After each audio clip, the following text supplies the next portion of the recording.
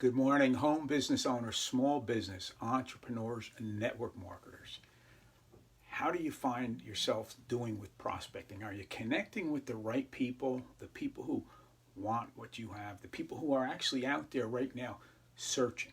They're searching for a product, a service, or an opportunity just like yours. Those are the people you want to have the conversations with, right? These are the people you want to talk to, not just anybody. See, unlike what your upline says, not everyone is your perfect customer or business partner. It's not the fact. We have a broad-based market that's of people who will eventually buy a product or a service or an opportunity just like yours, but not everyone. And that's the idea is we want to start having conversations with these people, not just anybody, not just blatantly going out there sending out messages to people's inboxes, hoping they take a look and are interested. A lot of this creates a lot of rejection, a lot of animosities, and a lot of issues. But until you understand how to go about this the proper way, that's why I created my four-part hybrid method for prospecting to have the conversations with the people who want what you have. Excuse me. In other words, right now, as you and I are on this video, there's someone out there searching and looking, trying to find an opportunity, a product just like yours. And most of all, they're actually looking for someone, a guide, who will help them, take them along the way, show them the way how to be successful. That's what they're looking for. And the key is it's about you showing up for these people. See, these people are out there. These are the people you want to have the conversations with. These are the people you want to talk to. These are the people that are going to help you build your business, and you're going to help them build their business. It's about connecting with the right people, not just any old person. This is the idea of it. See, social media, it's not about the masses. It's about the ability to connect with the right people, the ability to reach the people we want to reach. Prior to social media and all this irregular print and news and TV and radio, we had to send our messages out to the masses in hopes that a small percentage would pick up on it and see that message. Now we can be specific, and that's what this is all about. Today we're talking about my four-part prospecting, hybrid prospecting. How do we go about doing this? What is hybrid prospecting? Hybrid prospecting is talking to the right people, prospecting with the people who want what you have. This is key. First, we have to understand a couple of things.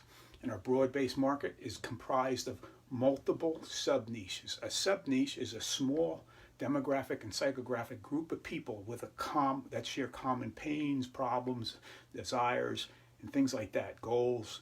This is, maybe background, maybe occupations, small sub-niches. See, now what happens, we've got to identify who our audience is going to be. And this is what this niche research does. Niche research will allow us to tap in and find a niche of people that want what we have, that need what we have, that are looking for what we have. This is crucial. Once we start to identify that sub-niche, we do a little bit of research and we find out what some of the things are that are affecting them. What are some of the common problems that they're enduring on a daily basis? These are simple things we can find out. Simple Google searches, join some of the forums, poll questions on your posts, all these types of things. We've got to start doing that research so that we identify this particular niche. We identify the problems that they're going through on a daily basis. We identify the pains and things like that they're going through. We identify what some of their aspirations and their desires are. We've got to understand what causes the pains, why they're going through what they're going through. The more we can start to understand about this, the better it's going to be when we start to connect with these people, right? We're going to know more about them. So we pick a niche. Now, my recommendation, stick with one at first. Pick one niche and work that niche first, because if you're trying to work multiple niches, it's going to get confusing and it's going to be awkward. And when you're learning something, it makes it difficult. Pick one and stick with it. So we do the research. We start to find out the pains and the problems, find out what the causes of the pains and problems are. Most of the times, if you can find a sub-niche that can benefit from your product, your service, or your opportunity, this is ideal. It doesn't have to be that way, but this is the ideal scenario. and I can teach you how to deal with the people who don't benefit from your product like that as well in a future episode. But today we're talking about the people who can benefit from your product, your service, your opportunity. Now what happens is we identify the niche, okay? We learn about them as much as we can. We learn about where they're going to be congregating and hanging out and associating, right? If we want to have these conversations, if we want to start showing up in front of these people, we've got to know where they go, where they hang out, what do they do. We've got to know some of the special interest groups that they might be in, maybe some of the industry leaders that they're following, maybe some of the local publications they're following. Whatever we can find that's going to dictate and let us know where these people are, this is crucial. So we've got to acquire the audience. So how do we do this?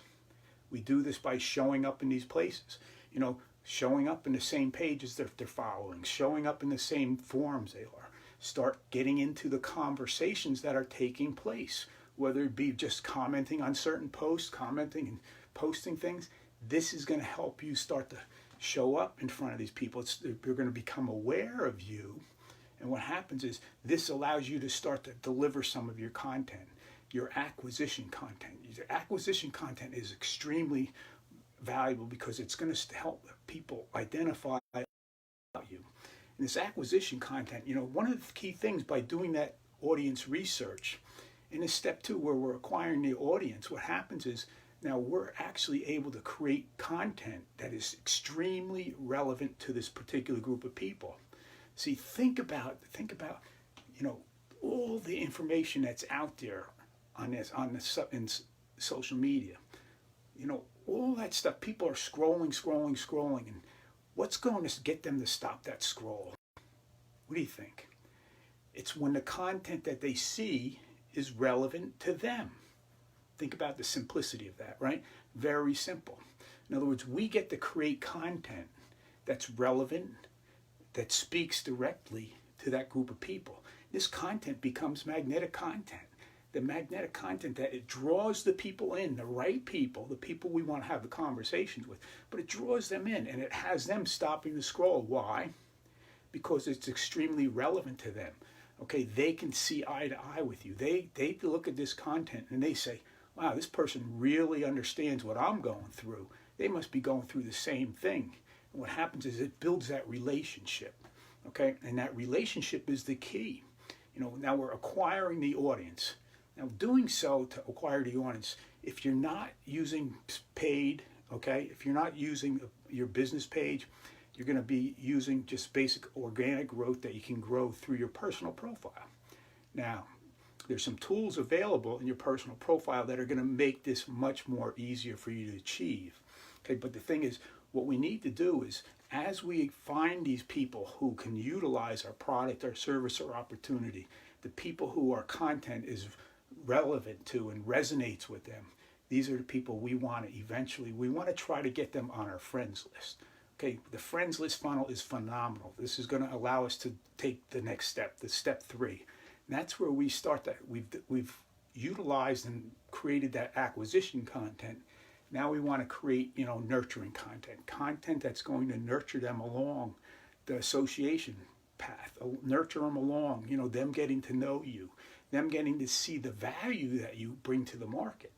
And what happens is, by utilizing the friends list funnel on your personal profile, we're able to deliver specific content to a specific group of people. See, eventually when you're working with multiple sub-niches, after you've developed this skill into a muscle, you'll want to do multiple posts throughout the day, and each post is going to go to a specific sub-niche. It's going to be nurturing content or acquisition content, but it's going to be delivered to that specific group of people.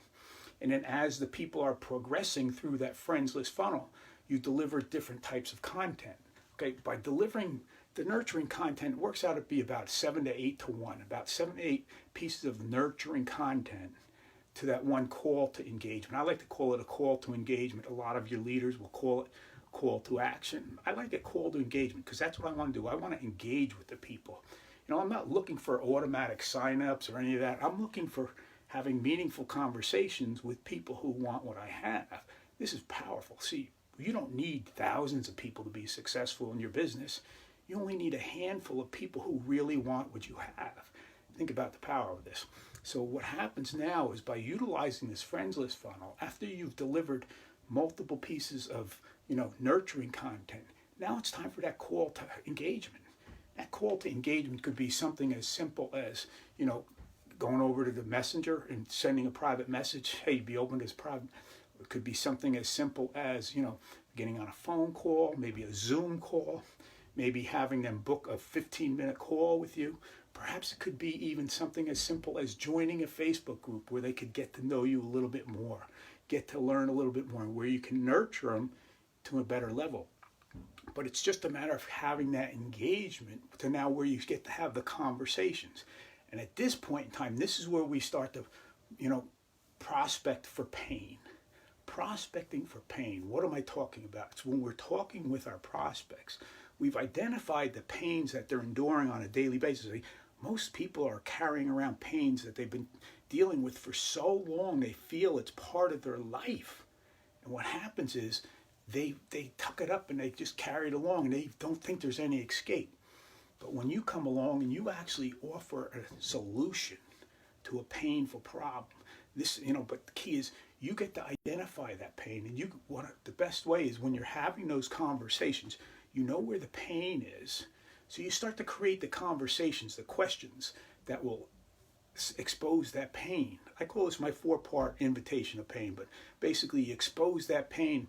And then what we want to do is we have the prospect expose that pain. Tell us about that pain. Tell us how it feels. Tell us what it's like. Tell us why it's happened, what caused it. We already know most of this, but we're having them to say it in their words. What happens now is this becomes powerful because they're telling you all the reasons, the pain that they're enduring. Okay, this allows you to address the possibility of offering them, hey, I've got a possible. Would you be open to taking a look? This is key. And the key is here, what happens is when you let them know that, how would your life be if you didn't have that pain anymore? If we finally achieved this, if we finally got rid of this particular situation that's causing you those problems and that pain, what do you think your life would look like? This is where you get them to start the future case, what their life looks like without that pain. You had them future case what it looks like with the pain. Now you future case, what would your life look like if you eliminated that pain and problem? Now what happens is they start to see that, and they're telling you in their own words what their life would be like. Think about this. They're telling you why they should be joining your product, your service, or their opportunity. They're telling you how much better their life would be. Okay, this is where you have those conversations that convert. This is where you get those meaningful conversations. But you don't get to have this in an autonomic thing, an automagic thing. It's about connecting with the right people. The people who aren't going to have buyer's remorse, after they hit that automatic button and became a member, and then next week later you don't see them anymore. But these are the people that you're going to have conversations with. The people who are going to stick around, the people who really want what they want, and the people who understand that you can be the one to do that. This is why we want to combine this all into my prospecting, okay? My hybrid prospecting method, starting to have conversations with the people who are looking for you. It's simple as that. It doesn't take much, but it takes a little bit of time. A little bit of time finding the niche that you want to work with, doing the niche research, starting to get familiar with it to the point of where you can start to create great content that's relevant, okay, and resonates with them. Content that becomes magnetic, that stops the scroll when they see it. Content that draws them in, letting them know that you care, because first of all, if they don't realize you care, it doesn't matter what you got. But if they know you care and they know you understand, which will be self-evident by the content you're creating, what happens is now they have that connection. They start to build that connection. See what happens? Doing this on a regular basis and being consistent, which is key. Being consistent, what happens is you develop that know, like, and trust. You're delivering value to them on a regular basis, helping them with various things in their lives, okay? And when you have that call to engagement, these people are more than happy to jump on the phone with you, wanting to know more. Think about the power of this. If you know anybody who's struggling, maybe they might need to get this video. Maybe there's a way you can get this video with the buttons below where you could get this off to them, so now they could have a system. They could have a system that's going to allow them. See, this is actionable system that will allow you, if you put it to work today, I'd say within a couple of weeks, you'll start to get those leads. You'll start to have those nurturing conversations. You're starting to have those call to engagements. And see, it's by utilizing that friends list funnel feature on your profile. I've got multiple trainings on that. Go back and check it out. And if you can't find it, make sure you hit me up. I'd be more than happy to share that with you. But think about this. Start having conversations with the people who want what you have. Total shift in the paradigm, wouldn't you say? No more spamming messages to people's inboxes, right? Who don't care. No more, chasing your family and friends. We know how that works, right? Doesn't